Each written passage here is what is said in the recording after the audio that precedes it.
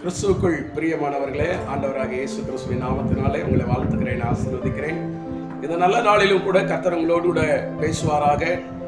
நீதிமொழிகளின் புஸ்தகம் 23ஆம் அதிகாரம் அதனுடைய 17ஆம் வசனம் சொல்லுகிறது, உன் மனதை பாவிகளின் மேல் பொறாமை கொள்ள விடாதே, நீ நாடோறும் கர்த்தரை பற்றும் பயத்தோடு இரு என்று சொல்லி வேத வசனம் சொல்லுகிறது. அருமையான தெய்வ பிள்ளைகளை இன்றைக்கு யோசித்து பாருங்கள். இந்த பூமியிலே வாழ்ந்து கொண்டிருக்கிற நம்முடைய வாழ்க்கையை எண்ணி பார்ப்போம் என்று சொன்னால், இன்னைக்கு எல்லாருடைய வாழ்க்கையிலும் பொறாமை எழும்புகிறதை பார்க்கிறோம். யாரை பார்த்தாலும் பொறாமைகள் அதிகமாய் எழுப்பிக் கொண்டிருக்கிறது. ஒரு மனிதன் மேலே, ஒரு குடும்பத்தின் மேலே, அவனுடைய உயர்வின் மேலே, இப்படி பல விதத்திலே பொறாமை நிறைந்த மனிதர்களா இந்த பூமியிலே நாம் வாழ்ந்து கொண்டிருக்கிறோம். ஆனால் கர்த்தருடைய வார்த்தை சொல்லுகிறது, உன் மனதை பாவிகள் மேல் கூட பொறாமை கொள்ள விடக்கூடாதாம். ஒருவேளை பாவிகள் மேலே என்று சொல்லி பார்க்கின்ற பொழுது நம்முடைய பார்வைக்கும் நம்முடைய எண்ணத்துக்கும் நம்முடைய சிந்தைக்கும் அநேக நேரத்தில் சிலரை பார்ப்போம். அவங்க ஆண்டவரை தேடுகிற தேடுதல் கிடையாது, தேவனுக்கு பயப்படுகிற பயம் கிடையாது, துன்மார்க்கமாய் வாழ்ந்து கொண்டிருக்கிறார்கள். இவர்களுடைய வாழ்க்கையிலே செழிப்பு இருக்கிறதே, மேன்மை இருக்கிறதே, உயர்வு இருக்கிறதே. நான் ஆண்டவரை தானே தேடுகிறேன், ஏன் என்னுடைய வாழ்க்கையிலே உயர்வில்லை? என்னுடைய வாழ்க்கையிலே ஏன் மேன்மை இல்லை?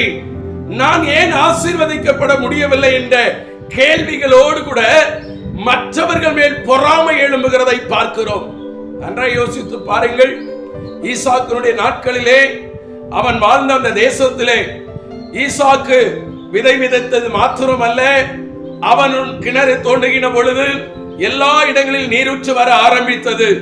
அவன் செல்வ செழிப்பாய் மாறின பொழுது அந்த தேசத்தை ஆளுகை செய்கிற ராஜாவுக்கு கூட ஈசாக்கு மேல் பொறாமை எழும்ப ஆரம்பித்தது. ஒரு தேசத்தை ஆளுகை செய்கிறவன் அந்த தேசத்திலே குடியிருக்கிற ஒரு நபர் மேல் பொறாமை கொள்ளத்தக்க அளவுக்கு அவனுடைய ஒரு வாழ்க்கையில ஆசீர்வாதம் உண்டானது. அவன் கர்த்தருக்கு பயப்படுகிற ஒரு மனுஷன். பொறாமை என்பது எல்லா மனிதனுடைய வாழ்க்கையிலும் வருகிறது. கர்த்தருடைய வார்த்தை சொல்லுகிறது, உன் மனதை, நம்முடைய மனதை பார்க்கணும். நீ யார் மேலையும் பொறாமை கொள்ள விடாதே, யார் மேலையும் நீ பொறாமைப்படாதே.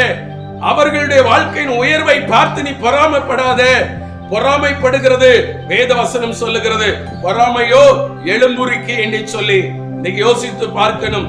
பொறாமைப்படுகிற மனிதனாய், மனுஷியாய் நாம் எந்த இடத்திலும் காணப்படக்கூடாது. நம் அருகில் இருக்கிற சகோதரரோ, நம் அருகில் இருக்கிற சகோதரிகளோ அவருடைய வாழ்க்கையில உலகத்திலே அந்தஸ்திலே அவர்கள் உயர்வார்களானால் நீ அவர்களுக்காக ஆண்டவரே அவர்களை ஆசீர்வதிங்க, இல்லைன்னா அதை பார்த்து சந்தோஷப்படு, அவர்களை பார்த்து பொறாமைப்படாதே. பொறாமைப்படுவது கர்த்தருக்கு பிரியமில்லாத காரியம். ஆனால் ஆண்டவருடைய வார்த்தை சொல்லுகிறது, நீ நாடோறும் தினந்தோறும் கர்த்தருக்கு பயப்படுகிற பயத்தோடு இருக்க வேண்டும் என்று சொல்லி. என் அன்பு தெய்வ பிள்ளையே, கர்த்தருக்கு பயப்படுகிற சிறியோரையும் பெரியோரையும் அவர் ஆசீர்வதிப்பார் என்று சொல்லி வேத வசனம் சொல்லுகிறது. இன்றைக்கு நீங்களும் நானும் கர்த்தருக்கு பயப்படுவோம், ஒவ்வொரு நாளும் செயல்படுவோம். மற்றவர்கள் மேல் பொறாமை கொள்கிற இந்த எண்ணம் நம்முடைய வாழ்க்கையில் வரக்கூடாது. ஒருவேளை நம்மோடு கூட ஊழியத்தின் பாதையில இருக்கலாம், நம்மோடு கூட நட்பின் ரீதியிலே பழகுகிறவர்கள் இருக்கலாம். அவர்களுடைய உயர்வை கண்டு ஒருபோது நமக்கு பொறாமை வரக்கூடாது. பொறாமை இல்லாதபடி தேவனுக்கு பயந்திருப்போம். நம்முடைய வாழ்க்கையை தேவன் ஆசீர்வதித்து கனப்படுத்துவார். God bless you.